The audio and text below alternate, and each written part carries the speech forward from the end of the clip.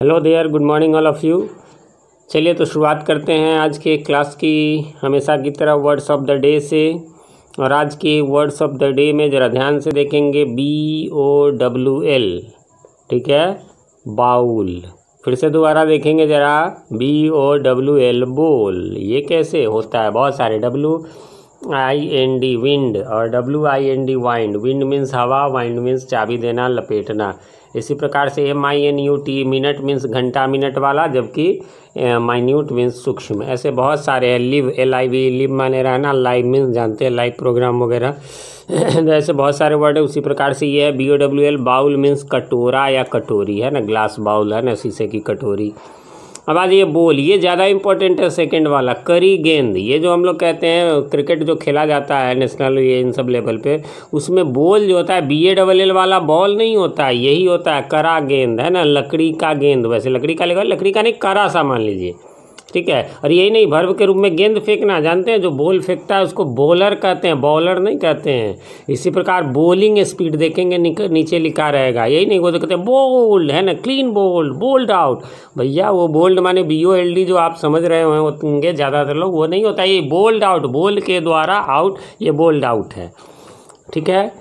चलिए अगला बढ़ते हैं। अगला है, अगले पर ध्यान देंगे, GHOST। मैं स्पेलिंग क्यों पढ़ रहा हूँ? क्योंकि है तो ये GOST, लेकिन पढ़ेंगे गोस्ट। इसमें H साइलेंट है, गो के नीचे मैंने अंडरलाइन कर दिया, गोस्ट है ये, घोस्ट नहीं है GH से, है ना। यहाँ पर वैसे मीनिंग आप सब जानते होंगे, भूत, प्रेत, प्रेतात्मा, छाया, जो भी कह लीजिए। इसी प्रकार से अगला है आपका पाइक। पाइक मीन्स होता है बर्छी, भाला। बर्छी भाला क्या होता है? जिसमें एक भोंकने वाला होता है, जबकि दूसरा जो है वो ट्राइडेंट है, जिसमें 3 होते हैं त्रिशूल, आप जानते होंगे। तो ऐसा नहीं कि ट्राइडेंट है तो वन डेंट या कुछ ऐसा हो, वो पाइक होता है भाला का, जबकि ट्राइडेंट मीन्स त्रिशूल होता है, ठीक है।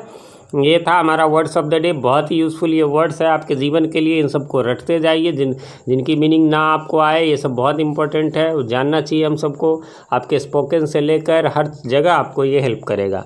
अब जैसा कि लास्ट डे मैंने बताया था कि अगले दिन जो मैं एडजेक्टिव्स दूंगा तो उसमें सारे ही रहेंगे। यहाँ पर आप देख भी सकते हैं, circle all the adjectives in this sentence है। तो इसके लिए यह है कि आपने काइंड जो है, पिछले दिन तो मैंने वो 7 तक ही पढ़ाए थे, तो 8, 9, 10 को पहले वैसे मैंने फ़ोटो कल भेज दिया था, आपने देख लिया होगा। फिर भी मैं एक बार एक्सप्लेन कर ही देता हूँ, फिर वापस इस पर आता हूँ। चलिए, तो काइंड्स ऑफ सेंटेंस है उसका 8वां प्रॉपर एडजेक्टिव क्या होता है? नाम से क्लियर है, adjectives made from proper nouns are called proper adjectives, है ना। जो एडजेक्टिव प्रॉपर नाउन से बनते हैं वो प्रॉपर एडजेक्टिव। बहुत ध्यान से देखेंगे, ज़्यादातर लोग गलत करते हैं। मेरे यूट्यूब पर भी इसका एक्सरसाइज का वीडियो मैंने बनाया हुआ है, तो उसमें जो कमेंट करके कुछ लोगों को ना, मतलब टीचर की मैं बात कर रहा हूँ, वो कहते हैं कि सर ये नहीं, ये होगा। मैंने कहा नहीं, फिर मैं उनको समझाया। वैसे आप इसको अच्छी तरह समझ ले। चलिए पहले हिंदी मीनिंग समझ लेते हैं। अर्थात वैसे एडजेक्टिव जिनका निर्माण प्रॉपर नाउन से हुआ हो, प्रॉपर एडजेक्टिव्स कहलाती। इतना तो खैर चलिए समझ गए होंगे। अब एग्जाम्पल को ज़रा ध्यान से देखिए। He is an Indian student,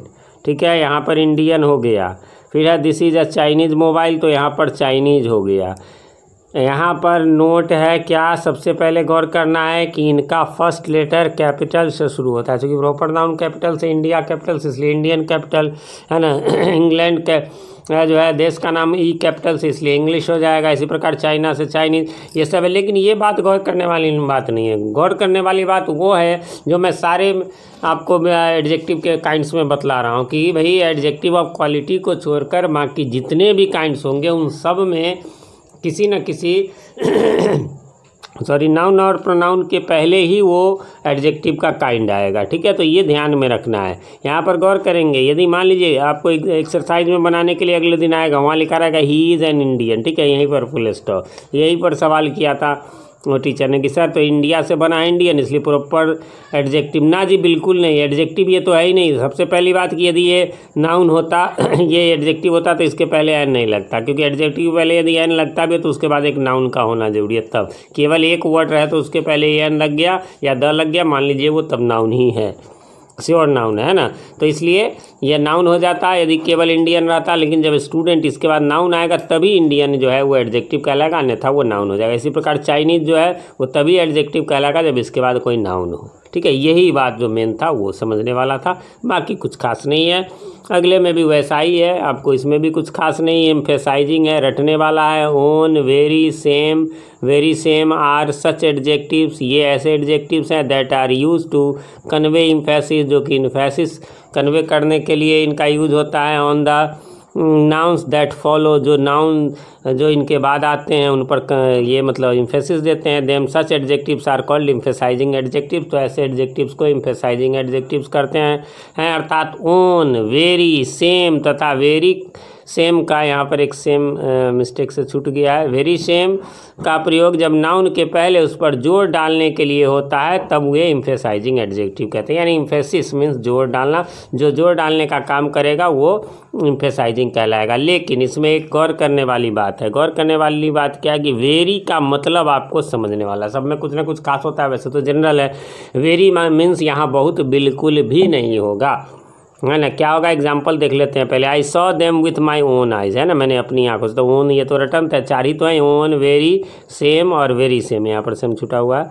this is the very book I wanted, यहाँ वेरी से समझिए ये किसी अब जैसे एडजेक्टिव है, तो ये बात तो आप समझ गए ना। ये मैं फिर एक बार रिपीट कर दूँ, जो मैं लिखता नहीं हूँ। अब शुरू में ही बता दें कि एडजेक्टिव ऑफ क्वालिटी को छोड़कर बाकी जितने भी काइंड्स हैं वो सब किसी न किसी नाउन या प्रोनाउन के पहले ही आएंगे। यहाँ बुक के पहले आया ये वेरी, तो ये एडजेक्टिव है। यदि वो वेरी जिसमें हम बहुत होता है वो एडवर्ब होता है, तो उसके बाद कोई ना कोई या तो वर्ब होगा या फिर एडजेक्टिव होगा या खुद एडवर्ब होगा, क्योंकि एडवर्ब की परिभाषा ही वही होती है कि उसके बाद कोई एडजेक्टिव आएगा या वर्ब आएगा या खुद एडवर्ब आएगा तभी होगा। तो वहाँ बहुत होता है। यहाँ वेरी मीन्स वही, सेम के सेंस में होता है ना। जैसे याद देखिए ना, this is the very book I wanted, या वही बुक है, सेम बुक है जो मुझे चाहिए था। लास्ट का है आपका एक्सक्लामेटरी एडजेक्टिव, तो इसको देख लीजिए।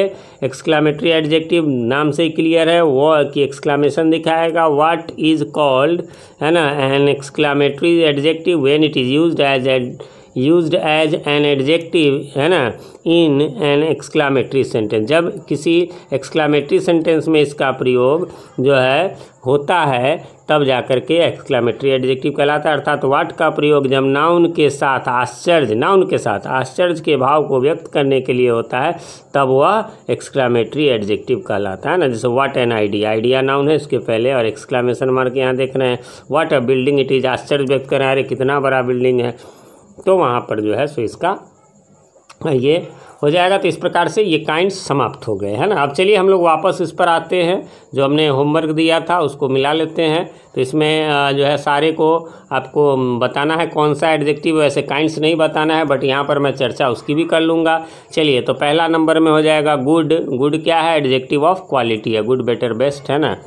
ओल्ड, यह भी एडजेक्टिव ऑफ क्वालिटी होता है। इसके अलावा काइंड भी जो है, ये देख रहे हैं वेरी लगा हुआ है, काइंड एडजेक्टिव है, इसके पहले लगा हुआ है तो ये एडवर्ब है। काइंड एडजेक्टिव ऑफ क्वालिटी हो गया। उसके बाद यहाँ पर ब्लैक, है ना, रंग, रूप, आकार, प्रकार, ये सब जो होते हैं वो आपको एडजेक्टिव ऑफ क्वालिटी होते हैं। तो ब्लैक भी एडजेक्टिव ऑफ क्वालिटी है। इसी प्रकार से ब्रेव जो है वो गुण है, बहादुर, और क्रूएल भी गुण है।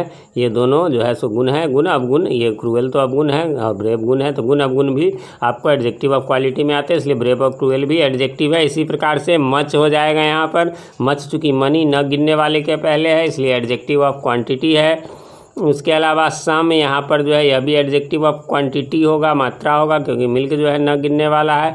फिर है there is a lot of sugar here, a lot of के बाद शुगर न गिनने वाला चीज़ है, चीनी, तो इसलिए जो है यहाँ पर भी यह एडजेक्टिव ऑफ क्वांटिटी हो जाएगा। अगला है फिर एनफ। एनफ भी आपको एडजेक्टिव ऑफ क्वांटिटी हो जाएगा क्योंकि वर्क इसके बाद न गिनने वाला है। फिर है लिटिल बॉय, है ना। लिटिल जो है वो आपको बता दें कि वैसे एडजेक्टिव ऑफ नंबर बिल्कुल नहीं है, ऐसा नहीं कि बॉय के पहले। आप कहेंगे क्यों, ये गुण का बोध है, ये कोई संख्या नहीं बतला रहा है ना। हाँ, लेकिन नो जो है वो आपको एडजेक्टिव ऑफ क्वांटिटी हो जाएगा। इसके बाद फियर नहीं गिनने वाला है। ऑल मेन, मेन के पहले ऑल है इसलिए ऑल हो जाएगा एडजेक्टिव ऑफ नंबर, ठीक है, और वन हो जाएगा एडजेक्टिव ऑफ नंबर। तो इस प्रकार से ये 10 थे। सेम ऐसा ही आपको कल भी रहेगा। वैसे अगले 3 दिनों तक आपको ये एडजेक्टिव ऑफ क्वालिटी ऑल के ऑल पहचानने रहेंगे, तो आप उसको देख लेंगे। इसलिए यदि कहीं कन्फ्यूज़न हुआ हो तो एक बार रिपीट कर लेंगे उन काइंड्स को। मैंने तो व्हाट्सएप पर भी भेज दिया, यहाँ से भी आप नहीं हो तो अब जो लोग ऑनलाइन यदि डायरेक्ट पढ़ रहे हों मेरे कोई वो चैनल के थ्रू, तो वो स्क्रीनशॉट्स लेकर के देख लें। चलिए, यहाँ तक था जनरल सिलेबस। अब मैं जो है यहाँ से आपको बिहार बोर्ड के 12 के स्टूडेंट के लिए आ जाए। हर दिन किसी न किसी क्लास का रहता है, तो आज जो है बिहार बोर्ड के 12 के स्टूडेंट्स के लिए है, और वो है माय ग्रैंड मदर्स हाउस। तो आप सबको जैसा कि पता है, मैं इसका वीडियो ऊपर आपको आई बटन में मिल जाएगा, और साथ में जो है वो आपको एंड स्क्रीन पर भी आ जाएगा। और जो हमारे स्टूडेंट्स हैं उनको तो मैं व्हाट्सएप के थ्रू भी भेज ही दूँगा, तो उससे आप पढ़ लेंगे।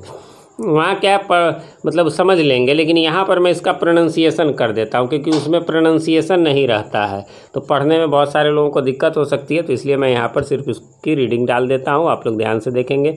पहले तो इस पोएम का नाम आपको माय ग्रैंड मदर्स हाउस, और लिखने वाली हैं कमला दास। चलिए तो रीडिंग कर लेते हैं। There is a house now far away where once I received love. That woman died. The house withdrew into silence. Snakes moved among, इसको पढ़ेंगे, among books. I was then too young. T को जरा double O है इसलिए too young to read, and my blood turned cold like the moon. How often I think of going there to peer, P-E-E-R, peer, T-H-R-O-U-G-H, through blind eyes of windows, और just listen, इसको पढ़ेंगे listen, listen नहीं, listen the frozen air।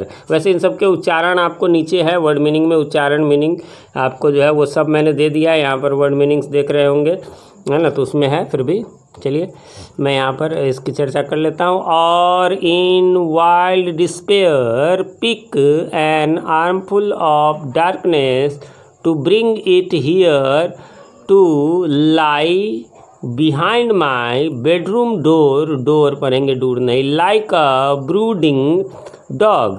You can not believe darling, can you, that I lived in such a house and was proud and loved. I who have lost my way and beg now at strangers' doors to receive love at least in small change. तो इस प्रकार से ये reading मैंने दे दिया, आप इसको पढ़ने में सुविधा होगी। पोएम को तो रटना नहीं होता है, बट आप पढ़ ले तो समरी याद करने में आपको सहूलियत होती है। वर्ड मीनिंग से नीचे में तो इनको आपने देख लिया होगा, पूरी उम्मीद है मुझे। नहीं हो तो आप ऑनलाइन देख रहे हैं तो इसका स्क्रीनशॉट लेकर के रख सकते हैं, वैसे उसमें मैंने भेज दिया है। चलिए तो आज का क्लास यहीं तक था, मिलते हैं फिर कल कुछ और नए कंटेंट के साथ। तब तक के लिए हैव अ नाइस डे।